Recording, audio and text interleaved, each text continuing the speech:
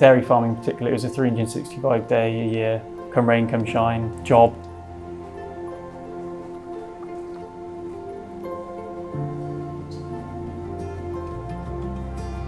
It's your life, it's not just your job, you know, it's just all consuming.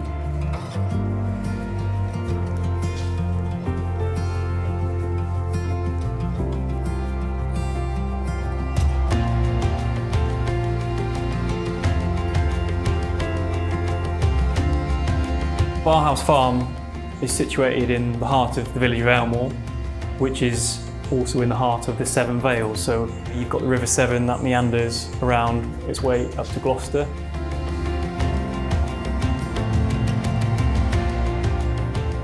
We always knew, Emily and I, particularly from a fairly young age, that it wasn't going to be an easy career if we did want to get involved. When we both started to kind of think about our careers, Dad always used to say to us, there's got to be another way to kind of get the value out of our produce. Being able to farm here and produce this product, we don't take it lightly. It's a privilege, an honour, and ultimately we love doing it.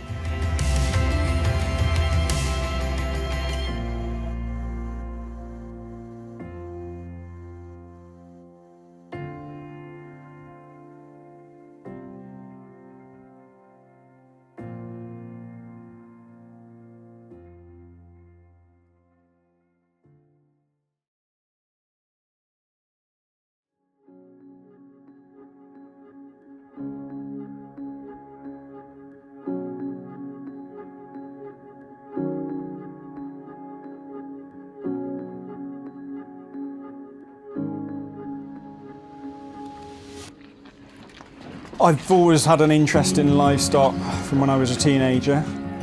My father was more engineering based. I liked the stock and he liked the kit.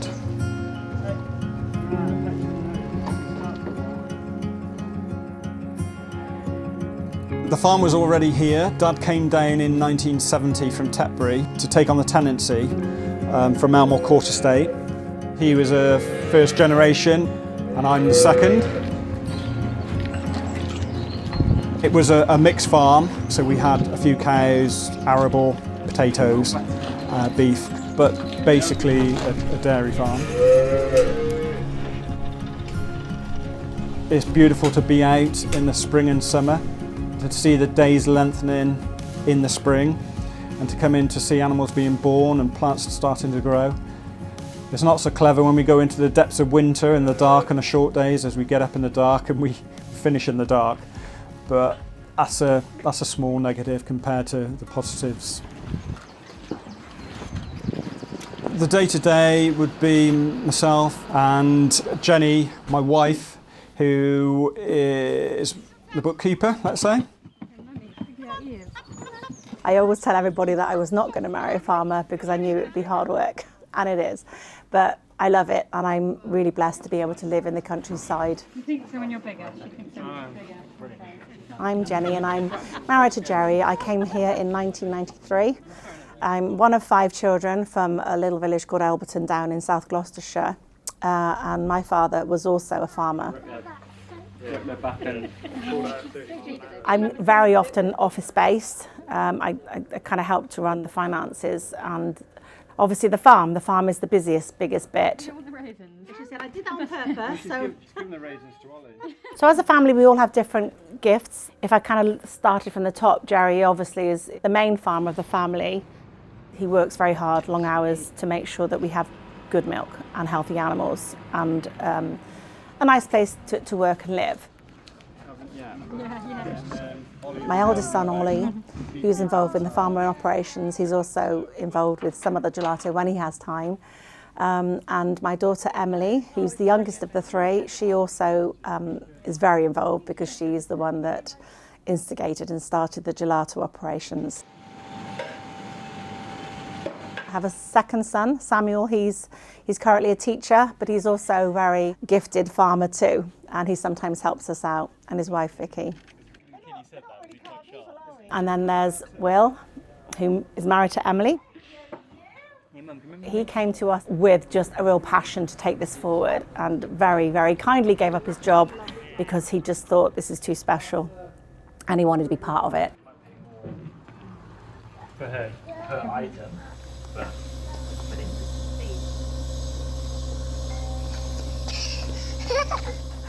I was involved from a young age on the farm. There's photos of me as a 1-year-old carrying buckets of water around, helping Dad out with the calves. Yeah, just sort of getting involved with menial tasks, I suppose. Obviously lived here my whole life, growing up surrounded by the farming lifestyle and all the challenges it kind of gives you, but also the beautiful area we get to live in. To be fair, we had a really quite blessed childhood, didn't we? I remember thinking recently, like, actually I took for granted some ways growing up on a farm because you have so much space to run around. It's just so peaceful and quiet a lot of the time. Like when we learned to ride a bike, we could just go up and down the yard. We didn't have to worry about cars or anything. And actually, like you have entertainment outside your door because the cows are here. Well, you've got an abundance of yeah, a never-ending work, jobs. abundance of space. But yeah, with that comes work.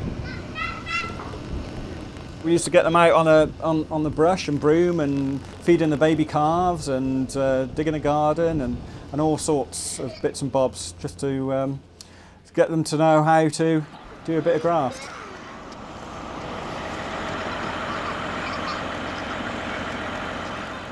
We were never pushed or We never pushed, yeah, persuaded which is to nice. be farmers, and Yeah. I didn't think I was going to come back until my late teens, to be quite honest with you.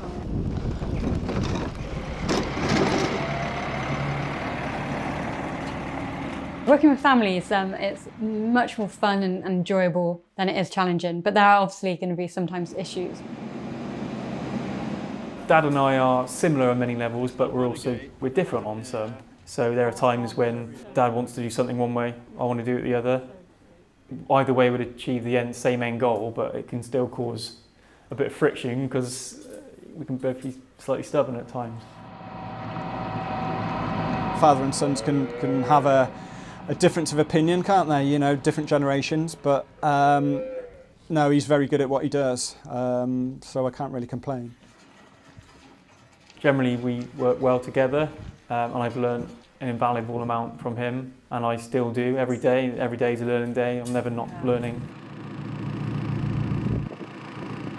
Family dynamics are always interesting to manage, but ultimately we, as a family, we have the same end goal in mind. We're blessed to farm. We're trying to use that to produce good quality food, good quality milk. So yeah, we all bring a different set of skills as well, which is great. So as a team, we do blend together quite nicely.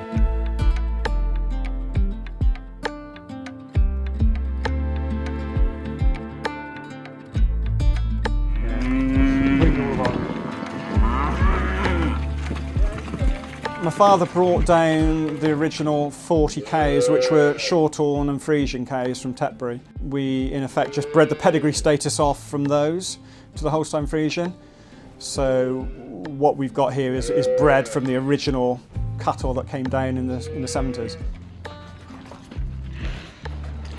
Jerry's always been passionate, probably from the age of 16, I would say, when his dad asked him to take on the breeding of our dairy herd. And I think because he's particularly good at it, and he really is, it's really important to him to have a healthy herd, a strong herd, actually quite an independent herd, which means that they can calve on their own, and the health is really important to him. Over the last 20 years, we decided to introduce crossbreeding because we were finding that there were more problems with the health of the animals. So that was the main reason to try introduce different breeds. And that'll keep them happy for a couple of days. It's amazing how much stuff they eat. The main breeds, there are actually 4, but generally it is a Brown Swiss, a Viking Red, and a Fleckvi. And we also have still got some Holstein Friesian, what we put in the mix. I say a 3-way, but sometimes it's a 4-way. So these are some of our heifer Holsteins. So basically, this one's had 2 calves now.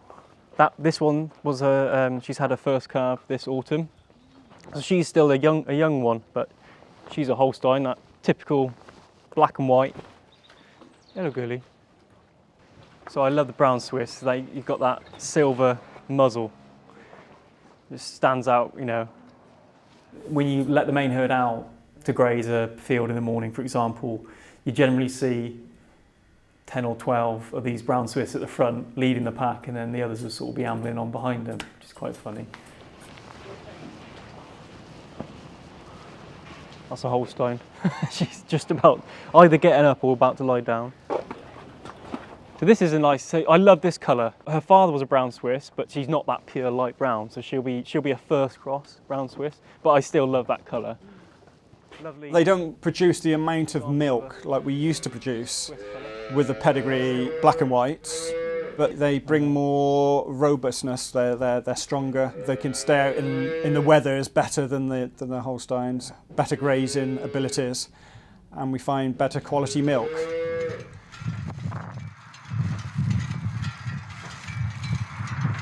We tend to have around 300 animals around the holding at any one point.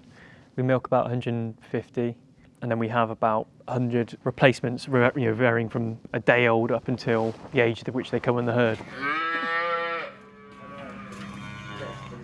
We breed all of our own replacements, which means that we rear them up from baby calves all the way up until when they are ready to come into the main herd and have a calf of their own, and so the cycle continues.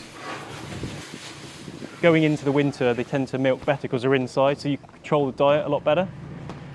Whereas when you go into the spring and they go out onto the grass, it's a lot harder trying to get the perfect diet because the grass is always changing, the growth rates are always changing, the sugar content, protein, etc. So when they're indoors, if they've just calved, their diet's controlled, so you can keep an eye on them, they get exactly what they need, and they tend to milk a lot better. So we're trying to go down the autumn block route for the bulk of the herd. In a normal year, we would be grazing our cows for several months, spanning from sometimes March, April up until October, November, as and when the ground conditions allow. Fresh grass is one of the better feeds you can get. It's a good energy source, it's a good protein source, and it's natural. You've probably seen some of the videos over the years of us turning the cows out for the first time in the spring and just the joy that it brings to them. But it's not just that we think it's a nice thing for them to do, we also believe that there is an intrinsic kind of benefit to them grazing fresh grass, especially as we, as a country and particularly in the southwest, we can grow a decent amount of grass.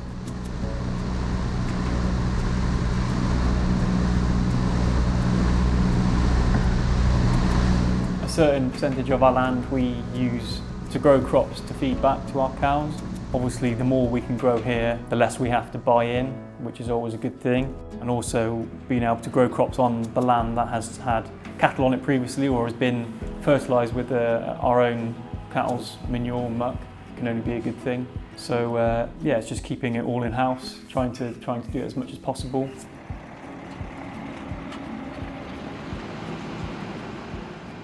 I think one thing that we've in this country might have seen too much of is the monoculture practice, whereby one species of crop is grown continually on that land, taking up the nutrients but not necessarily feeding back. So one thing we do also grow here is a lot of legumes and clovers and things along with the grass, which are nitrogen fixing, so they feed back into the soil.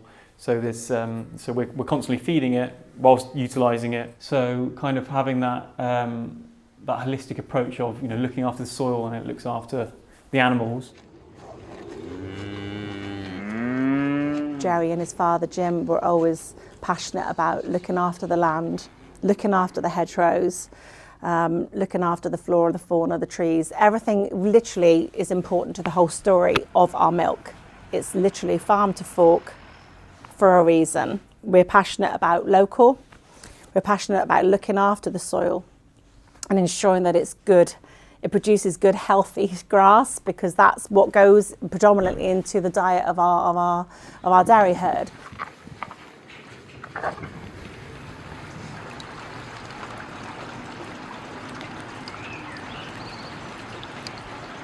Some of the biggest challenges we probably would face here is the weather. It has an effect on what we do with the grazing, where we put the cattle, on whether we are able to grow crops. It affects our harvesting window, so when we harvest our grass or ensilage our grass, if you're dealing with wet weather, it can cause all sorts of issues with the quality of the silage we're bringing in. When it's really, really cold, having to defrost the pipes just to get the water to the animals. We're always having to deal with nature, which is part of it. It's actually been really humbling to come into a farming family and see the challenges on a day-to-day basis and understand the raw reality of it. Often, I think outsiders can kind of look at it as a sort of fairly idyllic lifestyle. Yeah, there are some aspects that are really lovely, working in the countryside, working in the open air, but dairy farming especially is 365 days a year. Come rain, come shine, wind, sleet, snow, dairy farming is going on. Dairy farming has always been tough, and it's not getting any easier. It's a hard game to make a living out of. Over the last, I'd say, well, during pretty much the duration of my lifetime, we've probably only seen a handful of years that it's been particularly profitable.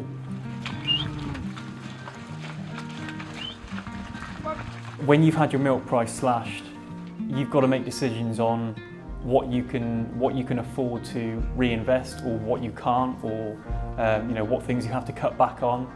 And one thing we know for sure that we can't cut back on are things that would affect the health of our herd, or affect the kind of the general well-being, which makes it extremely difficult, and at times has caused a lot of strife and aggravation amongst us as a family, knowing what to do and how to deal with it.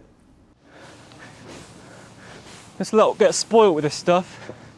It's not cheap. Come on. Makes them happy though, they have to play with it. Come on. Farming has changed so much. It's literally like a juggernaut that we cannot stop. So we kind of have to go with the flow to a degree. And I think in every generation, we are having to look at different ways of farming, different ways of bringing income to continue farming and to continue living here. And it's not easy. Every decision is quite big, but as a family, we very much sit down together and try and make decisions that will equally benefit every single one of us. You have to adapt, don't you? I think especially with farming in general, it's had to adapt, and diversification has had to be an option for many farmers. That's become the big kind of word, hasn't it? Diversification.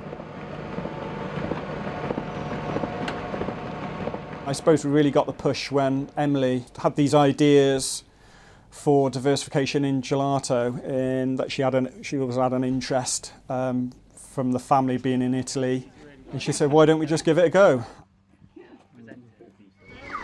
Ice cream! Do you want ice cream, do you? Ice cream!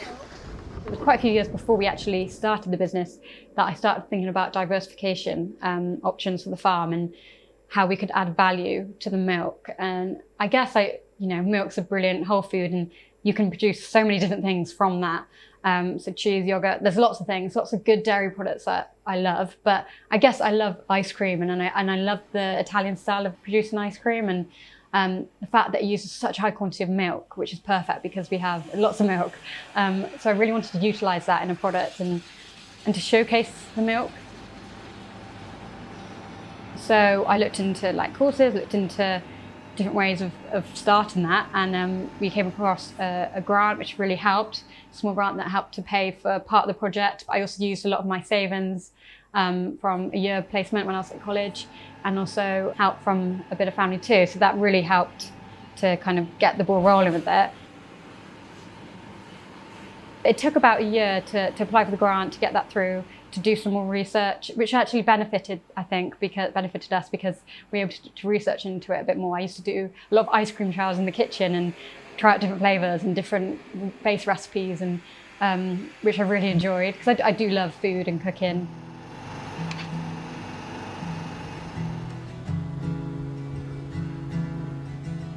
Where the gelato started was an oil shed, tractor oil shed, used for the farm. I think even before that it was a calf shed. It's had a lot of history to it, and actually that meant it needed a super lot of cleaning, a super lot of sorting. You could hardly walk into the shed, it was literally full of just things used for the farm. So this is the Gelato Holy Hatch. This is where we produce and we also sell gelato from the farm. We converted it in June 2018. It only took a month and a bit. We had a help from a local builder and he was able to do it really quickly and use a lot of natural materials and for the actual servant hatch. But obviously we had to make sure it was all food safe in the production area. It was a messy job, but yeah, we got there and actually the building didn't take too long in the end, which was great because we really wanted to get open for summer. I remember day one when we opened up the gelato because Emily had spent a few days producing all this gelato and I said to her on Monday we're going to open the doors and she said no, we're not ready. I said yes you are, you have a great product, it tastes so good. And so we just flung open the doors, invited some locals and it hit the ground running. It was really good. It's like, I always say it was like people were waiting.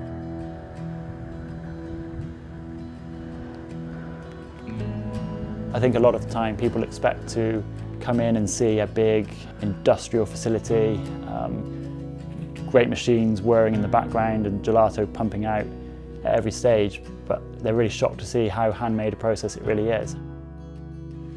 Even the very process of getting the milk to and from the parlour, we're not relying upon pipes to transport it, or it's not just a tap that we switch on, we are carrying it by the bucket.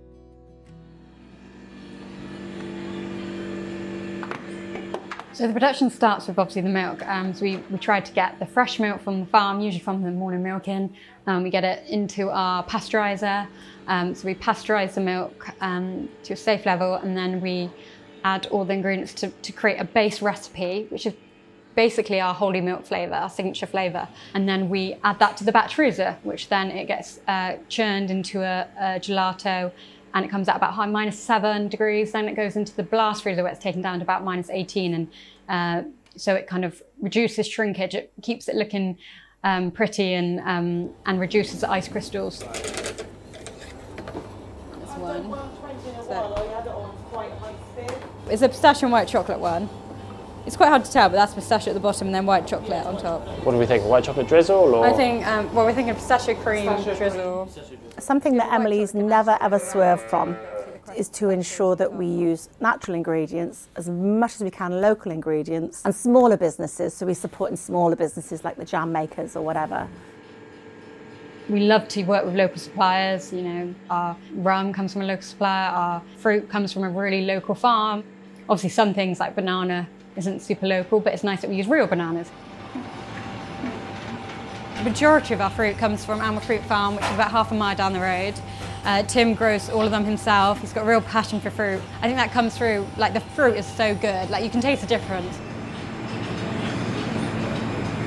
The fruit-based flavours are literally used with the fruit that is grown in the village, and that's just such a great story. We always talk about it. It means a lot to us because we know the producer, we know the grower.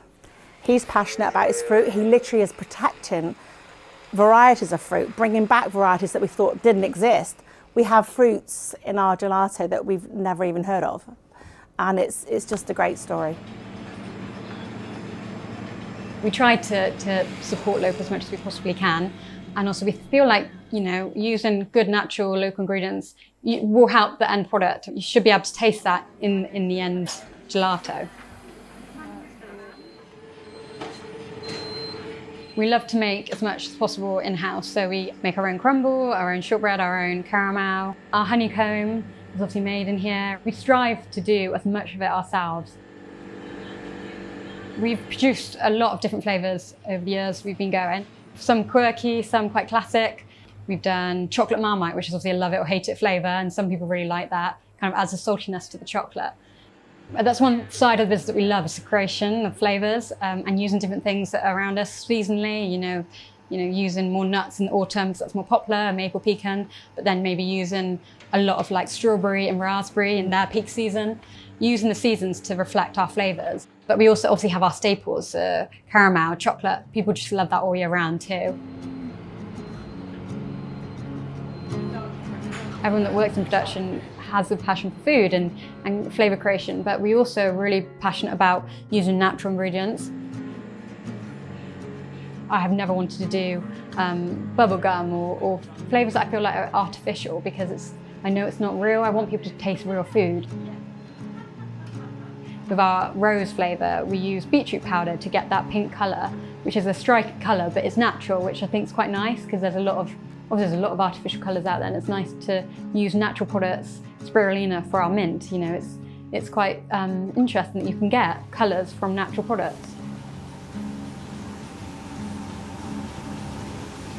So we use turmeric to get a natural orange colour, which works quite well with the mango and passion fruit.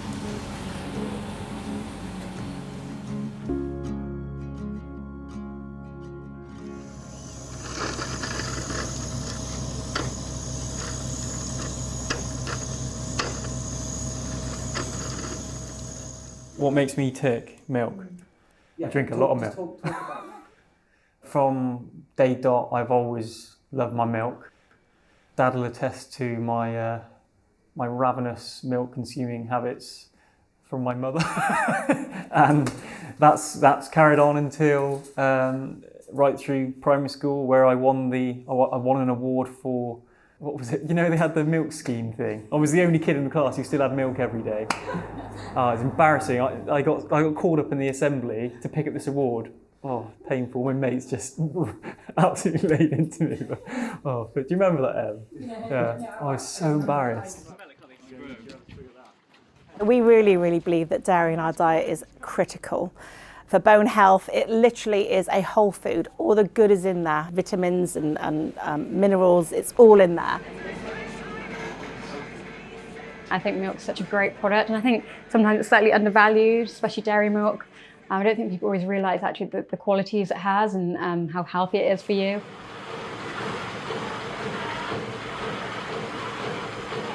We believe that our milk is really special for various reasons. It's the right butter fat, it has the right constituents that make super healthy milk. We pasteurise it, but we pasteurise it softly, lightly, so as not to ruin the structure of the milk.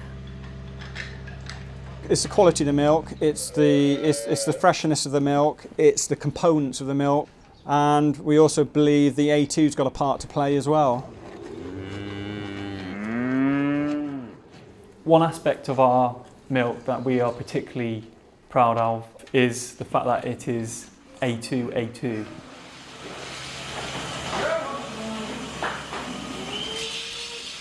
In fairly modern times, as we as farmers bred for an animal that produced a lot more milk, one thing that started to reduce was the A2 beta casein protein in replacement of an A1 beta casein. The A1 protein is highly linked with gut inflammation, skin irritation, digestion issues, which quite commonly are mistaken for a lactose intolerance. The cows come through this way. So this is the collecting yard, so they come in here just before milking, and then they take it in turns coming through the back way. This is our milking parlour. This is where we get the beautiful white stuff. With the knowledge of this A2 protein, we decided to breed solely for cows who produce this A2 protein milk. And now we're at a stage where our herd is predominantly A2, which means that it is a milk that a lot more people can consume than your average supermarket milk, for example. Obviously means that everything we produce with milk is predominantly A2. So if you couldn't consume normal ice cream because you had a dairy intolerance, you could just well eat ours without any problem. We've had great feedback off it, and we are quite content. We asked the questions on where we should be aiming for components of the milk for the gelato, and we think we're there or thereabouts with it. If they're not in the milking parlour, they want to be lying down, chewing their cud, or at the feed face eating feed. That tends to show you that they're healthy.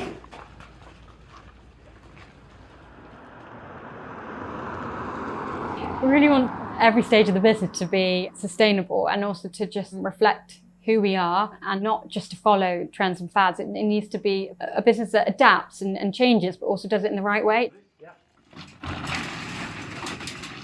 It was very tempting in the early days and even now to take on contracts or projects or opportunities because they seem great on the face of it, but we've had to really be mindful that any growth that we have followed has been manageable for us. The last thing we would want to do is to take on anything that would weaken the quality of the product or cause us to lower our standards just because we're trying to meet with deadlines or targets or supply. We don't have much waste. You know, we try to make the gelato to order and not overdo it, not stockpile too much so that we're not wasting anything. The milk too, we try to pasteurize to order again and not waste any of our milk. You know, with the packaging, we try to do eco-friendly packaging that works for, you know, it doesn't harm the environment, and also try not to do stuff in excess. We are creating every single batch that is made. The flavours that are added, we are adding them ourselves. We're not relying upon a machine, so it is a very handmade, small batch process. And I think a lot of the time that can surprise people, but that is one of the things that we are so proud to maintain, is that small batch ethos and the principles that go into our production. The name Wholly is derived from wholesome, which we believe our milk is. It's a wholesome product that is of great benefit to your health. We love whole milk. It's got healthy fats in there. A lot of people don't realise that actually it's not a high percentage of fat, but the fat that is in there is really good for you. So we wanted like whole milk to have that kind of have a say in the gelato, and the fact that it's mostly whole milk means that it should be related to the name. So presently, as we have since we started, we sell direct from the farm. It's really great to be able to bring people into the heart of the working farmyard, especially young families and children who may never have even set foot on a farm. And for them to see up close the cows and the buildings where the milking and the general farm work takes place, that's really important for us to be able to share that. We're very much in the heart of the county. You know, you've got Gloucester, which is barely 10 minutes on a good run, which is nice because it's that kind of not too close but not too far away. It's accessible, people can come out from the city. I love to see people in the yard. I'm really passionate about people coming here and seeing how it's made, from production of the milk and the cows being milked to the production of the gelato. All happens here on this one holding.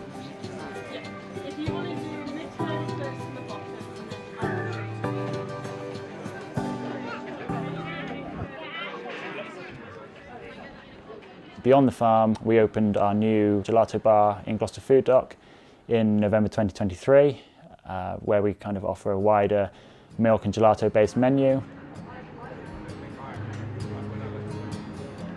Will rang one of the developers of the Food Dock to kind of see what the interest was with, you know, maybe us coming on board.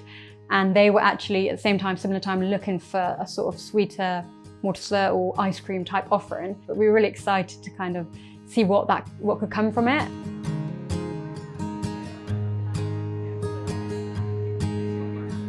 We also do, you know, waffles and warm products and coffees, and that's been another learning curve for us, but actually it's really exciting because we love making a lot of our products again. The waffles and the base products, a lot of them have come from the gelato or the milk. For us, like, coffees was such a lovely thing to be able to add because we were able to use our own milk for that purpose.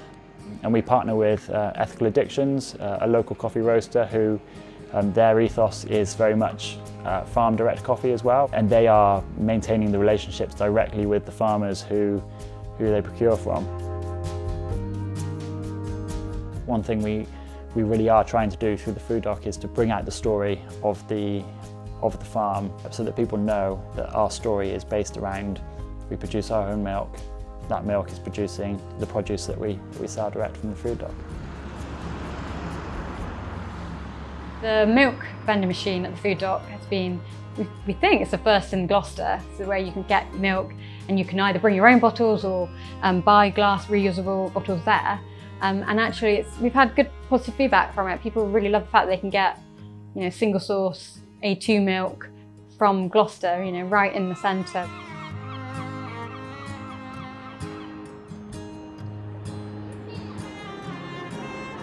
What's great about the food dock is obviously it brings together a raft of different small food and drink businesses similar to ourselves. We love to collaborate with some of the other businesses there with us. We supply milk to Hetty's Place, who use it for their coffees and as part of their drinks menu, and also our house use some of our gelato in some of their cocktail range. So it's really exciting to be able to, for all the businesses to be able to work alongside each other, but also stand alone in their offer as well. It creates a really healthy balance of collaboration as well as variety, which is, it's a great concept. The difference between the farm and the food dock really is something that we have been quite surprised by, but I think that's actually a real strength because we as a business now have two outlets where each one offers something quite distinct. So the farm does still retain its charm for coming and seeing up close where the production happens, where the milking happens, where the cows are, but the food dock still retains those links back to the sort of the essence of the story.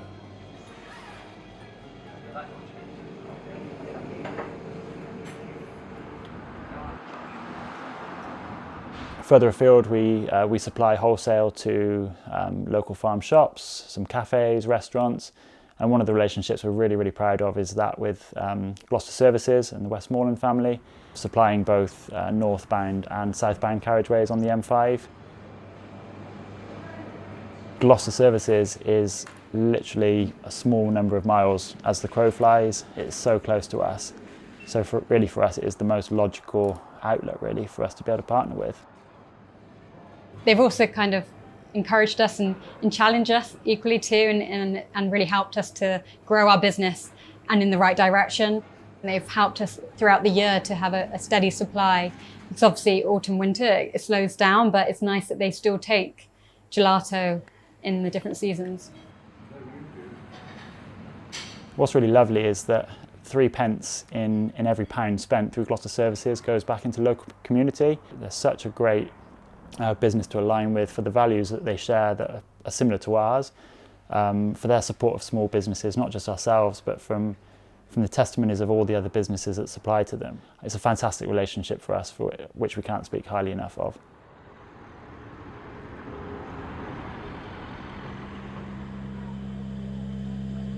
We do like to bring in brownie groups, cubs, scouts, young farmers.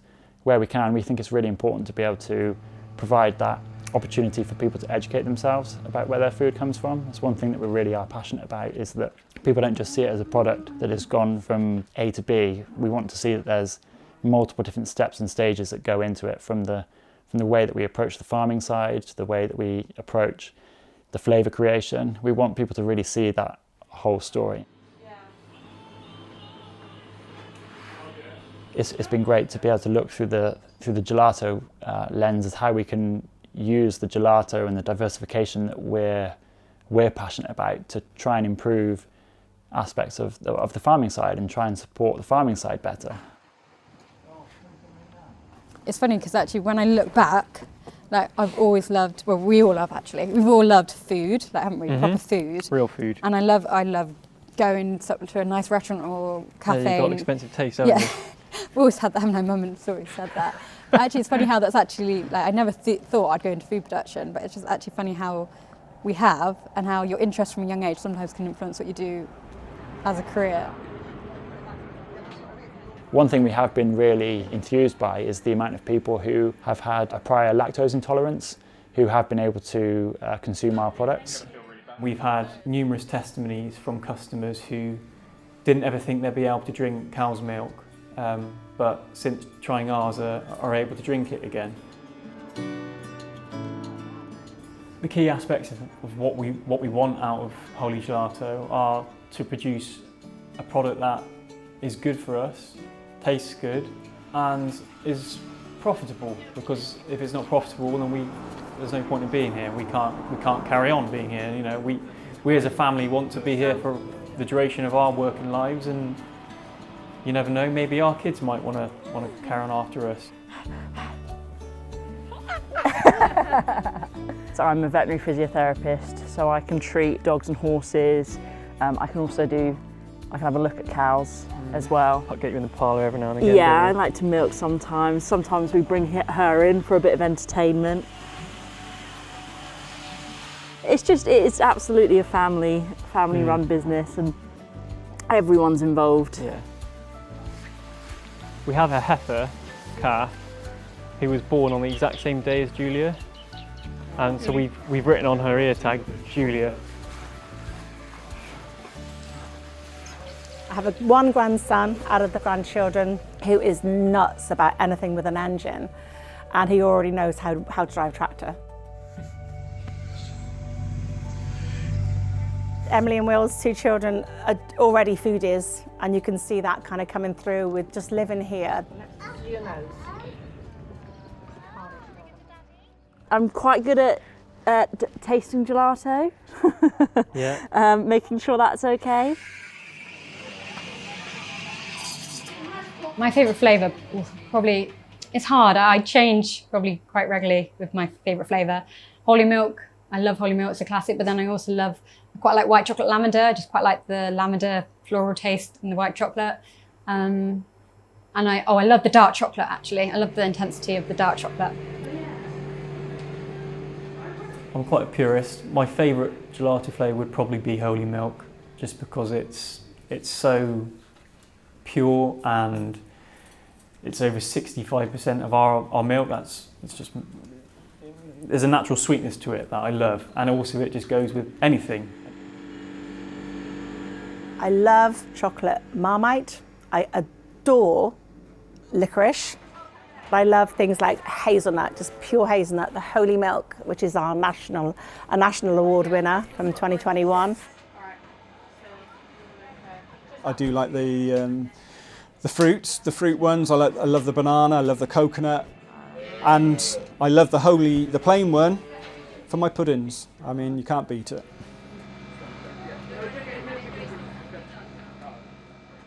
Pistachio. Yeah, that's definitely up there.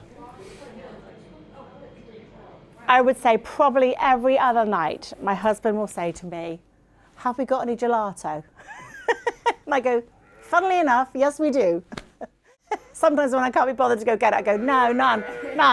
There's always hundreds of flavours to choose from."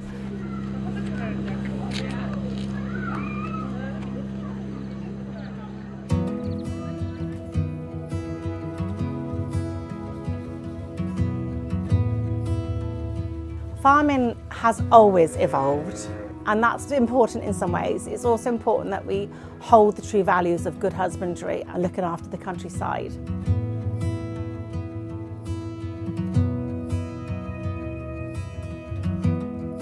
Dairy farming can be very difficult, but also not knowing what you're going to get paid for your milk at the end of the day, that's obviously not easy. So at least with the gelato, we feel like we have a bit more control over what we get paid for it, and hopefully it's fairer for everybody that's involved in the process.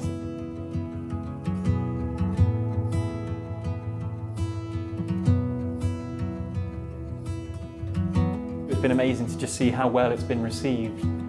We've always believed in our product, but to see the public and the consumer just loving it and enjoying it and singing its praises, it's just been such an amazing thing to see.